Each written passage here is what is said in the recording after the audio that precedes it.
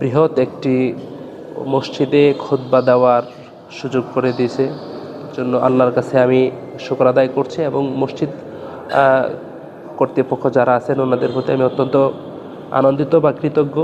আমি এখানে আসতে পেরে অত্যন্ত আনন্দিত। আমি আল্লাহ তাআলার ঘরকে যারা সাজিয়েছেন দুনিয়ায়, আল্লাহ তাআলা যেন দুনিয়াতে অনেক সম্মানিত করেন এবং আল্লাহ তাআলা যেন ওনাদের পূর্বপুরুষ যারা ছিলেন আল্লাহ তাআলা যেন প্রত্যেককেই মাফ করে দেন এবং আমরা এখান থেকে একটা শিক্ষা গ্রহণ করতে পারি। সেটা হলো আল্লাহ দুনিয়াতে যাদেরকে সম্পদের মালিক বানিয়েছেন এই সম্পদটাকে যেন সৎ কাজে ব্যবহার করতে পারি।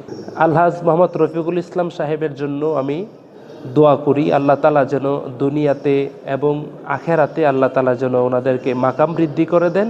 আমি ওনাদেরকে বলবো, ওনারা তো মহান ব্যক্তি, আল্লাহ ওনাদেরকে কবুল করেছেন দুনিয়ায়।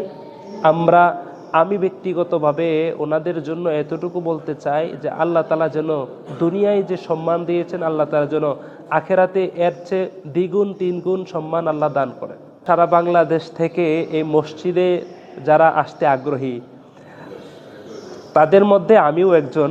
আমারও খুব ইচ্ছা ছিল আমি একদিন এখানে আসব, আল্লাহ নিয়ে আসছেন। আর আমি সকলকে বলবো আপনারা এখানে অবশ্যই আসবেন। যারা এই পর্যন্ত আসেন নাই আপনারা অবশ্যই এখানে আসবেন এবং এখানে আসার পরে আপনারা একটা জিনিস বুঝতে পারবেন যে আল্লাহ দুনিয়াতে এমন কিছু মানুষ সৃষ্টি করেছেন যাদের মাধ্যমেই আল্লাহ তাআলার ঘরকে এত সুন্দর করে সাজাইতে পারেন। আপনারা ইনশাল্লাহ এখানে আসবেন। এখানে আসলে শিক্ষণীয় কিছু বিষয় আছে। আমি সারা বাংলাদেশের সকল মুসলিম ভাইদের প্রতি আমার একটা আবেদন থাকলো, আপনারা অবশ্যই আসবেন।